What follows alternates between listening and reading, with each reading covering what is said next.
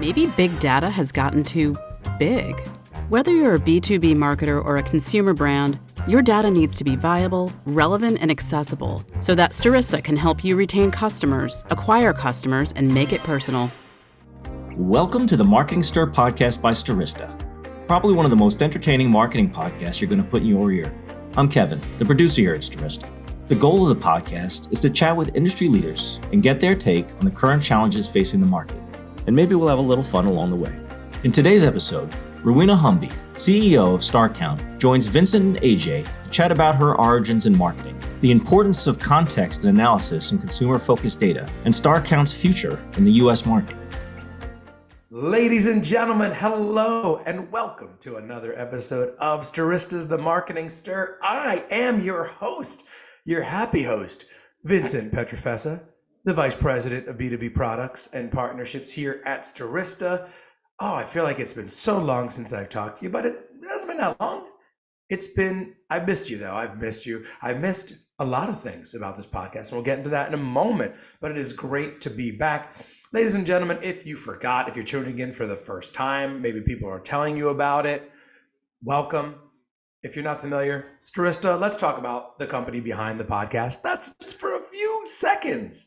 We are a marketing technology company. We own our own business-to-business data, business-to-consumer data. We help companies access that data to help them get new customers through our ESP, our DSP. That's a lot of acronyms I just hit you with. But email me, vincent@stirista.com. That is how confident I am. I just gave you my email address. And thank you for using it, ladies and gentlemen. And I'm happy for a variety of reasons. I felt like I have not talked to my co-host. He's very busy. He's even calling in right now on location. Look how cool I sound, on location, like we're movie stars. We're not, but it's okay. He's calling in from a conference. He did not want to miss this podcast. Ladies and gentlemen, Mr. Ajay Gupta. What's going on, Ajay? Hey, Vincent. Yeah, I think this is the first one I've ever recorded from Austin. So there is a first right there. That is live from Austin. You know, what have you been up to, man? I haven't talked to you. Yeah, it was it's been a little bit busy with the work travel, and then Thanksgiving week we went to U.S. Virgin Islands and managed to do my first ever snorkeling and also caught my first ever fish. So got 2 bucket list items out of the way. Ajay, I'm glad you're back on this podcast. This is a podcast today I'm extremely happy about. I'll tell you why. But you're always happy, Vincent. Yes, I am. But I'm extremely happy because I love the podcasts where our own colleagues are like, hey, you have to talk to this person. You have to, meet them, meet their company. And this one was recommended by the legendary, I call him the legendary Matt Stout, industry vet. We love him here at Stirista, recommended. So we got a great one today, Ajay. Marketing Stir, get ready for the Chief Executive Officer at Starcount, Rowena Humby. What's going on, Rowena? Hey guys, how you doing? Doing great. Thank you for calling in. It's a little bit later there. You are in the UK, correct? Is that where you are? I am. I'm in London in the UK. So yeah, it's just turning dark here. Nice. Well, thank you for being with us before before dusk. Is that dusk? Yeah, dusk. Dusk. It is dusk. Okay, look, see, I know things, Ajay. I read. Not really. But anyway, Rowena, it is so great to have met you. I met you a couple weeks ago. I'm so glad that Matt had recommended you because I'm like, she's awesome. She's so fun. And I love what you're doing there at Starcount. So if you could, let's get right into it. Tell us about Starcount as well as your role there as the Chief Executive Officer, some of your day-to-day. Yeah, sure. So Starcount is a data science agency focused on consumer behavior. So ultimately, we use data to understand customers, what they're doing. We focus on behavioral data. So looking at data kind of, in the millions en masse to see what customers are doing and when. But for Starcount in particular, and the reason I co-founded Starcount is because I started my career as a data scientist, and I noticed that so often data is focused on the transactional side of data, profits, product, price, and failed to reveal the emotional side. And ultimately, customer data is about people. And as people, we're driven by our emotions and the things that we love and care about. So that's why I co-founded Starcount. I wanted to bring the emotional data into the marketing and advertising ecosystem, ultimately to show how we can use data to understand what people love and care about, because that's what drives our actions. So whether we're choosing a car, insurance products, a holiday, it's the things that matter to us that drive those choices, whether that's, our family, the environment, health, our business, veganism, fitness, whatever it might be. And so ultimately my role at Starcount is to lead that vision, to champion what we do, to show that by humanizing data, we can help, brand advertisers and media agencies connect emotionally with their customers. And, we see that drives, such an uplift in the campaigns that they run, and, billions for retailers all over the world. So, yeah, I'm all about the why customers connect with you, and sort of the psychology that drives us as people and consumers.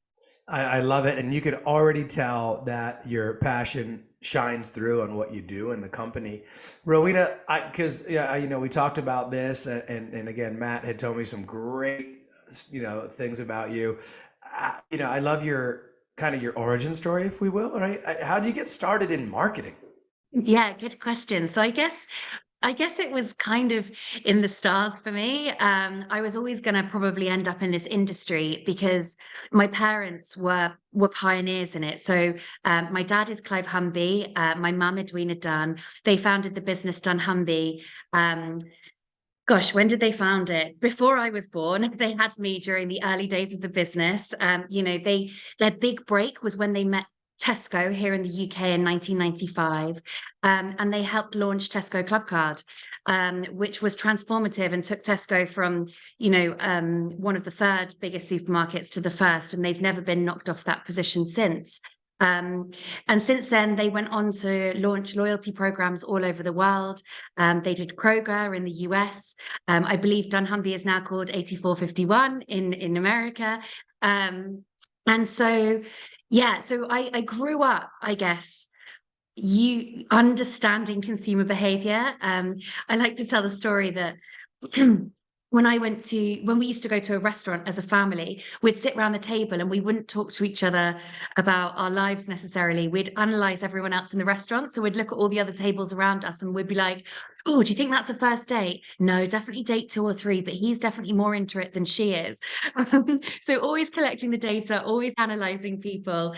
But yeah, in terms of my story and my background, rather than my parents, they always encouraged me to consider a science or math subject in my academic life. They knew how powerful that was in their industry. So I did a university degree in astrophysics. As much as I love people, I love space. And in astrophysics, you do a lot of data skills because essentially your degree is analyzing data that comes in through telescopes to understand galaxies and the stars out there.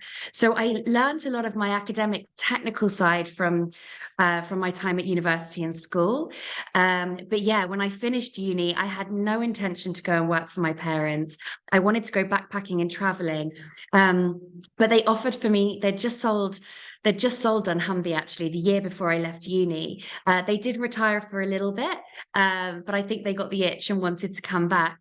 So they invited me to come and help them launch their next venture, aptly called Humby and Dunn rather than dunnhumby. And we got our hands on some different data sets, and I got the opportunity to learn customer data science, and I just fell in love with it. I thought, wow, not only can I use the things that I've learned in my sort of academic background, but now I get to understand people. And for me, people are just incredible. I love understanding people's stories, why we are, how our experiences shape the things that matter to us. So that's how I am where I am today, I guess. Started my career as a data scientist, absolutely loved it. And then when I realized that we were doing the same solution over and over again for a couple of clients, I moved into product to kind of make it a repeatable solution. Then once we'd built it, I was like, now I want to go and sell it. So I moved into sales and technical pre-sales and went out with our sales team and tried to embed it in the market. And when I heard the pushbacks and understood what was sort of blocking that adoption, I moved back into a product role and was kind of chief product officer for a while. And yeah, eventually they kind of were like, you know what, you're ready, Rowena. It's time for us to step back. Here is the baton.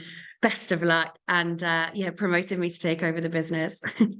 That's amazing. We've had folks with a lot of different backgrounds, but I think astrophysics is the first one. So it's pretty cool. So, with the retail businesses, things changed over the pandemic. Did these changes affect Starcount, and how did you handle that challenge?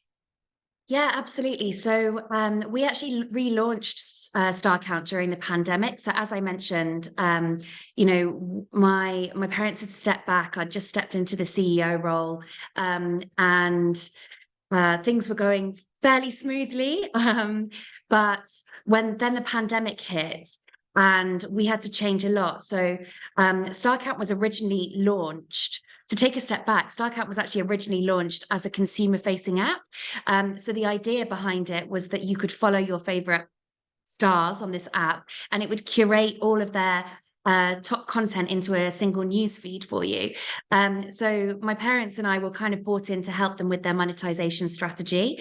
How can we start to use this rich data of what people are following on social to support brands in a commercial use case?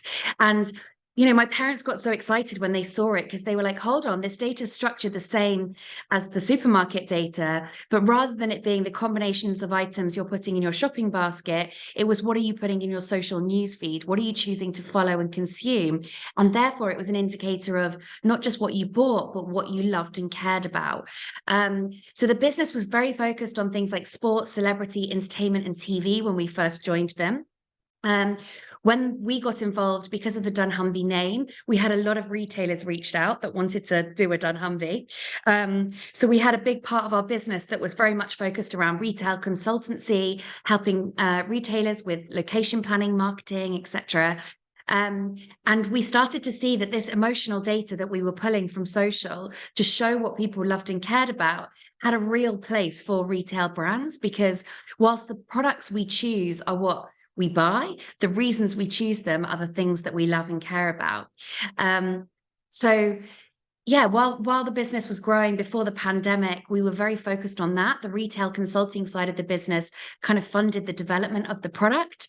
But then it was all kind of blown apart when COVID hit, because our biggest clients were footfall retailers. They were no longer able to they had to make the teams that we were working with redundant.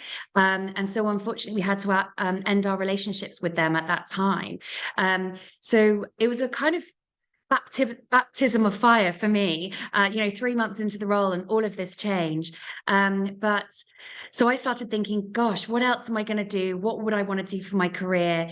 And I just knew that the Starcount vision was what I really cared about and was super passionate about. So we relaunched the business, relaunched the brand, started again as a much smaller team because we were 40 people before that.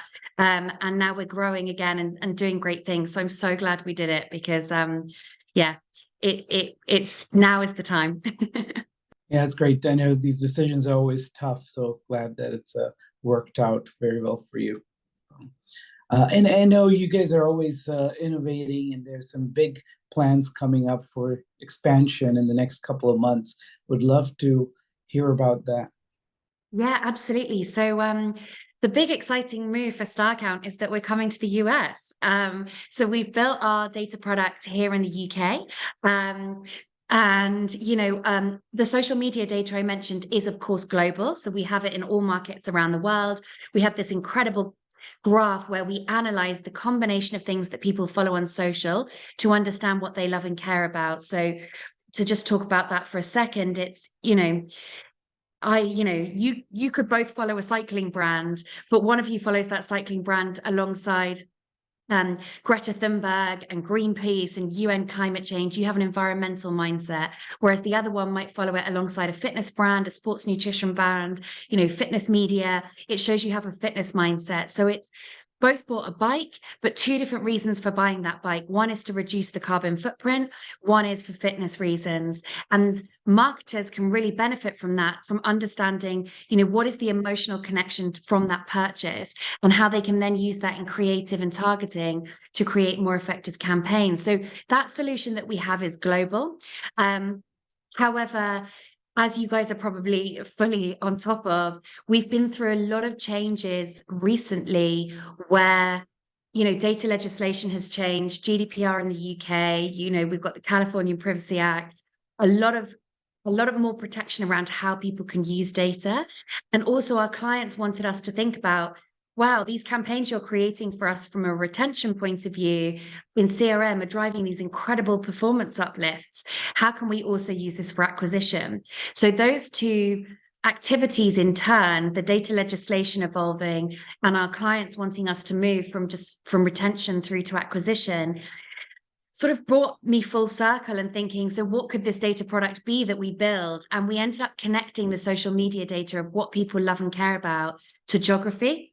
So in the UK, it's at full postcode, and that allows our clients to use that for activation purposes, the geo for different media channels. And so we've just finished building it in the US at ZIP+4. So now the clients that we work with, many of them, global, are now looking at how they can use this for their media and marketing strategy in the US. So yeah, I am very excited, and hopefully we'll be traveling your guys' way very soon. That would be amazing. I'm right in New York City. Please come and visit. I love the origin story. I love the breaking into the U.S. here. Rowena, talk to us about let's stay on data. Stirista as a data company, we love that topic. What is the importance of data at Starcount and for your platform? Talk to us about some of the sourcing, if you could. Love to learn more about that. Our listeners really love getting into that nitty gritty. Yeah, of course. So the Starcount proposition, as hopefully I've championed already, is all around understanding what people love and care about, and therefore why they buy. So many people use data to focus on what people buy, whether that's your first party customer data, where you're looking at the products that people purchase from you. And quite often people just focus on, it's easy to focus on, well, they bought this product, so what product might they buy next? And that is super important. But if you can add that layer of context on top of that to show what your customers love and care about, the results can be phenomenal. So the way that our data platform works is we can bring in our clients' first party data, so we can have a look at their customers, what they've bought with them, how recently, frequently they shop, what they spend, what product sort of diversity they shop across that brand. And then we map it across into our geo product to understand, well, what else do those customers care about? What are they following on social? So we can see that the people that are buying these products are more likely to be into fitness, health, veganism, animal welfare, environment, whatever it might be. So we have social to understand what they love. We use search data to understand what are they searching for? What's their current intent? What's on their mind? And then we also bring in demographic data and open banking data. So the demographic data helps us quantify the market opportunity, the headroom, and delighted that Stirista is our partner in the US for doing that, and facilitates our ability to match these great behavioral data sets to zip code +4, to demographic profiles across different US states and regions. And finally, we bring in banking data, open banking data, to have a look at where else customers are shopping, where they spend their time and money, all brought together from using that very granular match key of the geo, the zip +4. So yeah, we see what they buy with you from your data, what they love from social, what's on their mind from search, where else they shop from banking, and who they are from demographics. And when you understand that 360 view of your customer, you can create incredibly powerful marketing campaigns and strategies to effectively reach them.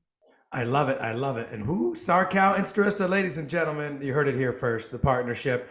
we're so happy about that. And that wasn't a leading question, I promise. I was just really legit. Thank you for mentioning it, but I was legit. We want to understand, the data, because sometimes if we have people on who work in data, we will get emails to that very same email address I announced in the beginning saying, hey, why don't you ask them about data? So we did. There you have it, folks. But Rowena, you already mentioned a lot about it, but talk to us about the product itself. How is it different from other audience enrichment layers? Yeah, good question. So the reason it's different is it facilitates, well, first and foremost, we are software agnostic, whether we're connecting into your CDP, your CRM platform, we have that API that allows us to enrich your understanding of your customers. We are a data provider. We are not necessarily a technology provider. And that means that our audience enrichment layer gives you that intelligence on your customers that allows you to match that into your first-party data sets. What we offer as a managed service, which is for me the most exciting part of what we do, is when we bring all those data signals that I talked about, where else people are shopping, their demographics, what they're following, what they're interested in, what they're searching for, is we use those signals to create what we call a mindset segment, which is what is the motivator of your customer and what drives them to purchase. And that sort of why signal is really powerful. That's where we build things like, this person is a discount shopper, this person is an environmental vegan, this person is a health conscious mum. We can build these really rich lifestyle segments from the signals that we collect, and each one is bespoke to our clients and customers.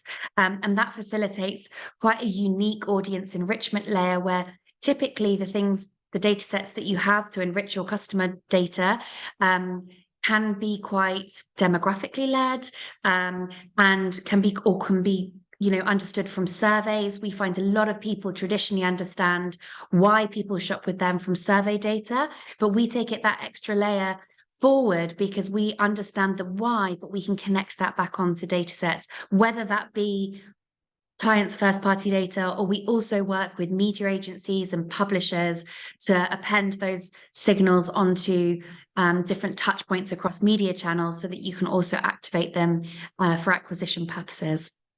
Well, can you tell us a little bit about, retail media has become a hot topic in the last 12 months or so. What are some of the general trends that you're seeing given how close you are to that? Yeah, great question. So retail media is much more advanced in the US than it is in the UK, but I'm involved in a lot of conversations about it over here. And, look, because of my heritage, I know the power of supermarket data and grocery data or Amazon data. When you are a retailer that sees your customers frequently and they buy a lot of items, you can paint a really rich picture about what they love and care about. If someone cooks from fresh, cares about their health, has a pet, has a child. I actually think Dan Humby was in the papers once for knowing that someone in the household was pregnant before the rest of the household knew, and they got sent some baby product offers, and everyone in the house was like, "What's going on here?" And it transpired that the daughter was pregnant or something like that, and it had changed the shopping basket behavior. So I love that story, and I know the power of retail data. So I'm really excited that the industry is moving forward and innovating in that way, in the terms that you can now advertise to people based on the products they've bought. I think where I am keen for things to not get lost is to stick in that product mindset, which is because this customer bought this product, they also might like this one. Do not get me wrong. I totally believe that that's a valuable use of transaction data. But I think the value comes from where you can say, well, yes, these two customers actually might look a little bit different because of the context of understanding what's going on in their lives. So my favorite actual story from this is, in the US, if you look at a baseball bat on Amazon, you can essentially get, what do you guys think is the next best recommended product to a baseball bat? You think like a glove, like a baseball glove or a ball. Yeah, absolutely. That's correct. In the UK, unfortunately, that's not the case. If you look for a baseball bat on Amazon in the UK, the next best item comes up is a balaclava, right? So absolutely terrifying from a UK perspective. But obviously baseball is not so big a sport over here. But that just shows you that if you're looking at product connected to product and you don't put that layer of customer understanding on top, that could have been a dad buying a gift for his son. It could have been all sorts of things. It could have been someone doing it for their safety reasons. And so that's going to terrify them. So I think that contextual layer of who that person is and what they care about is super important. And that's where Starcount sees an opportunity in collaborating with retail media to add that layer of why people buy on top of the what they buy. It's interesting, the differences you mentioned. So following up on that, as you're launching into the US, is your ideal client profile different in US than it would be in the UK? Good question. So in terms of client profile, we work with brands directly, so brands and advertisers.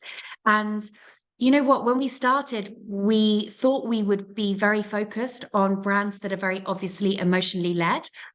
So think fashion, gaming, entertainment, travel, lifestyle brands, because those brands recognize the importance of resonating with someone's lifestyle, what they care about, to create powerful campaigns.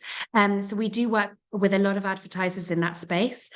However, we also, interestingly, work a lot with the industries that you might not perceive as so emotional. So think automotive, CPG, financial services.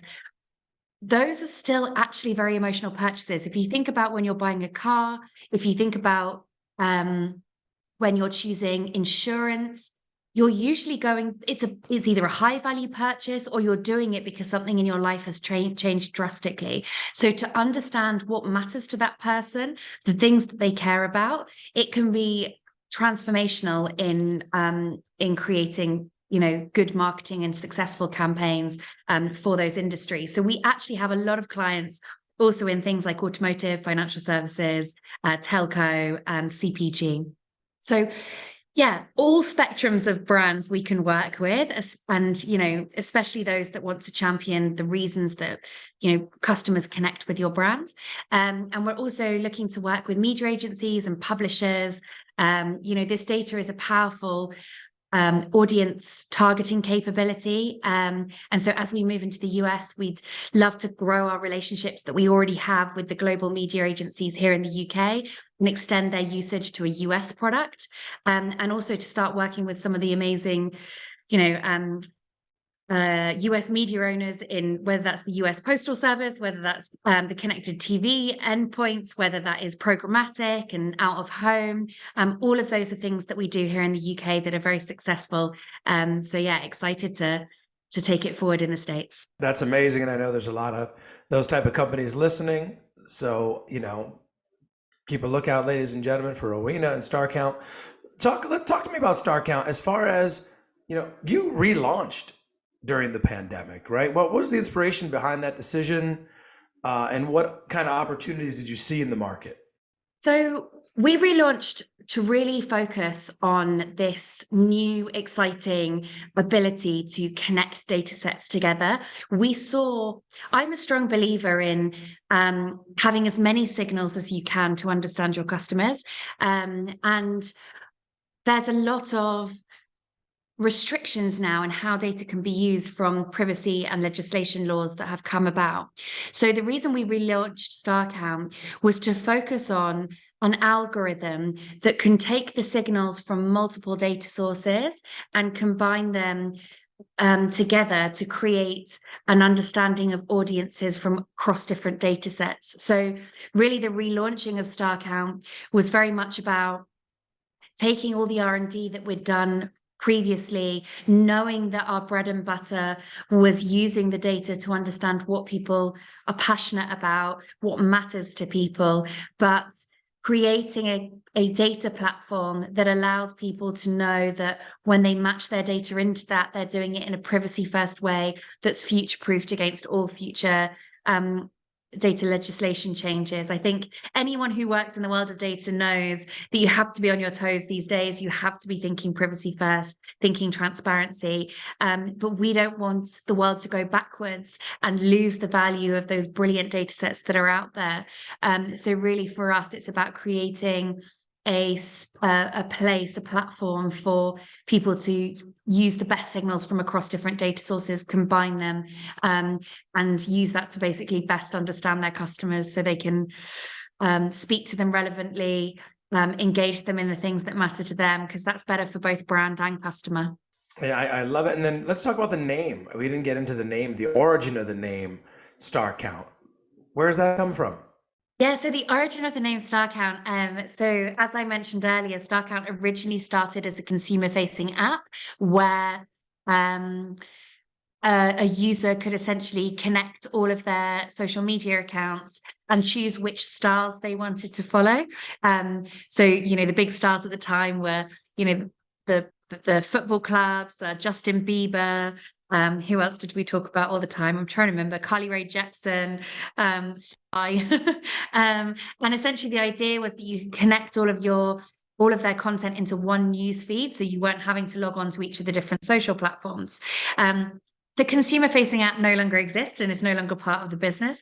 But that is essentially where Starcount came from, the kind of idea that you can follow stars. But as you guys know, I did a degree in astronomy, so I loved the name Starcount. And actually, the first version of our product was called the Observatory. Obviously, an observatory being how you look at and analyze stars in the solar system and absorb that data and analyze it.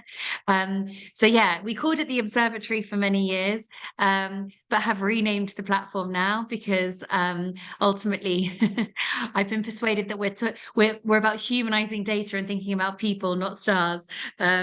So yeah, but I think the name Starcount still works.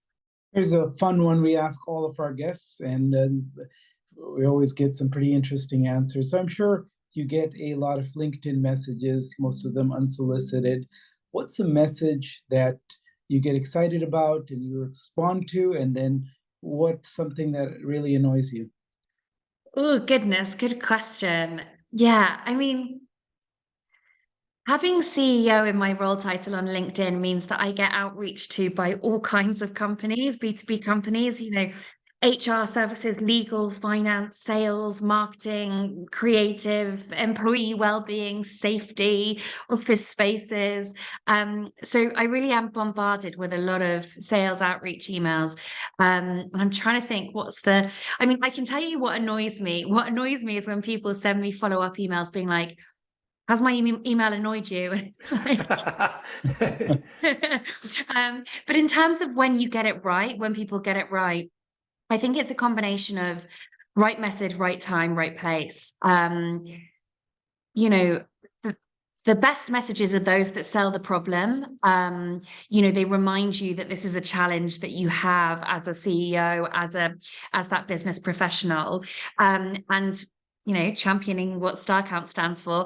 That means that they can connect emotionally with understanding the things that matter to you, the things that you care about, and then they quite easily digest what their solution is. But I think the most important thing is it has to be at the right time. We recently did a promotional video for Starcount, and suddenly everyone who was offering their video editing services were really relevant to me, and so it kind of stood out.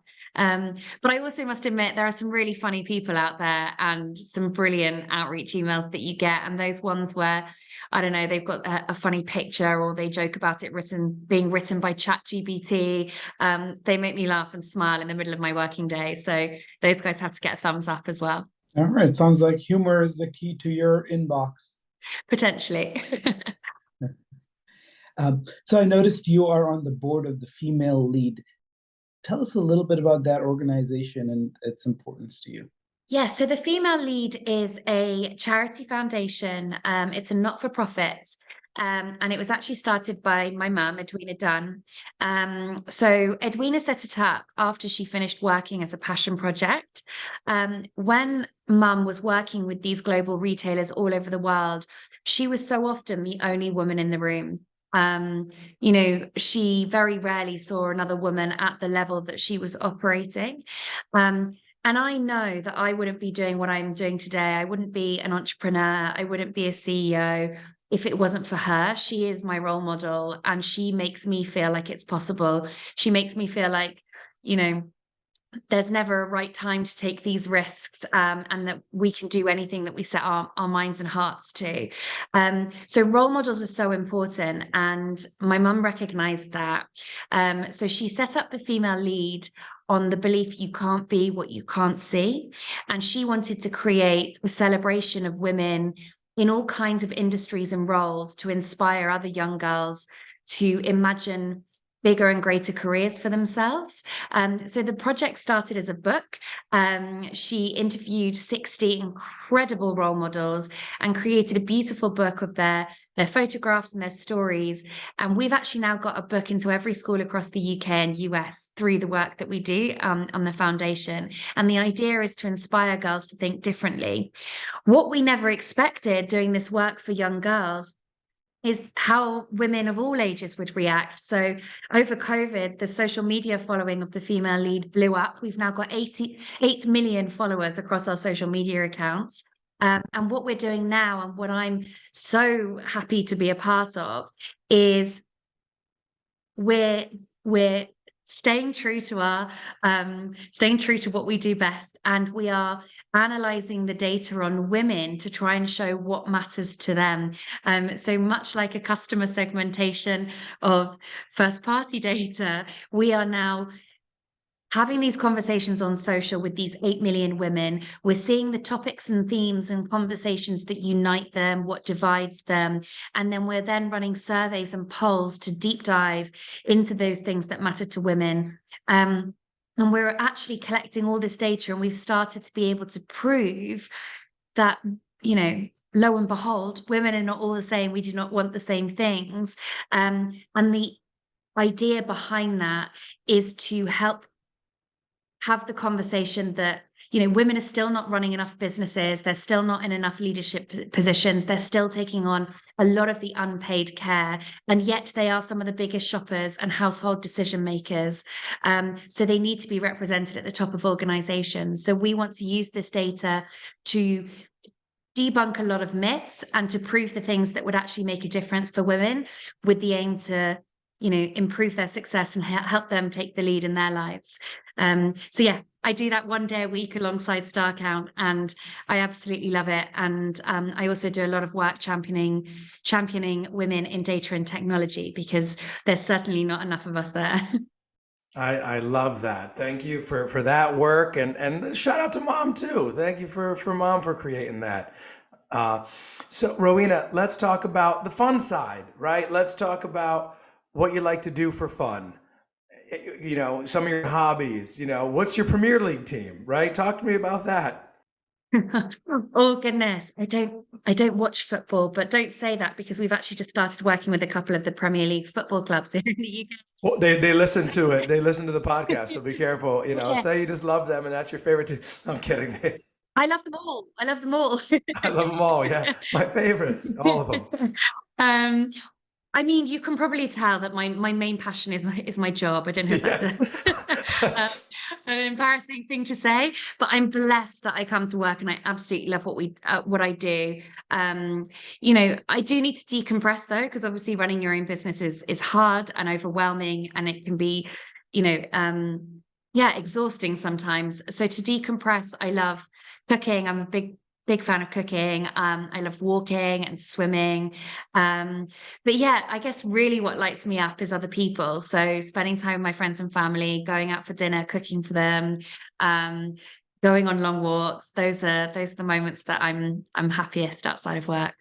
I love it. I knew, I was like, I know our answer is going to probably be work, because it's, if people watch this podcast, you could see it, but you could also hear the passion. That is true, and I have not said that about every guest. So Rowena, a closing thought that you'd like to leave with our audience. It could be a thought about, something that's helped you. It could be a book that you're reading. It could be a quote, anything you want to leave our fine audience with. Ooh. So I think the closing thought from me is, I believe that there are two things that make people happy in their lives. One is connection to others. And 2 is having purpose. And our purpose is driven by the things that we love and care about. And think about what matters to you, what drives you, what gets you out bed every day. Next time you go, I don't know, to a restaurant, to the supermarket, shopping online, choosing what to do with your Saturday afternoon, think about why you choose what you do and how it reflects with your purpose. Because when you start doing that activity in your day-to-day and thinking about it as as yourself, as a customer of others, it's a great thing to then put into practice at work. As if most people listening to this podcast are marketers, media people, thinking about what matters to you and how that allows you to connect emotionally to the decisions that you make in life will help starting to think about that in your day-to-day, on how that can benefit you inside and outside of work. I love it. I love it. Amazing thoughts. Thank you so much for sharing your time with us. That's Rowena Humby, ladies and gentlemen. Take a look at Starcount. Take a look at the female lead. She's the CEO of Starcount. Rowena Humby, ladies and gentlemen. I'm Vincent Petrofessa. That's Ajay Gupta. This has been another episode of The Marketing Stir. Thank you so much for listening, and we'll talk soon. Thanks for listening to the Marketing Stir podcast from Stirista. Please like, rate, and subscribe. If you're interested in being a guest on the podcast, please email us at themarketingstir@stirista.com. And thanks for listening.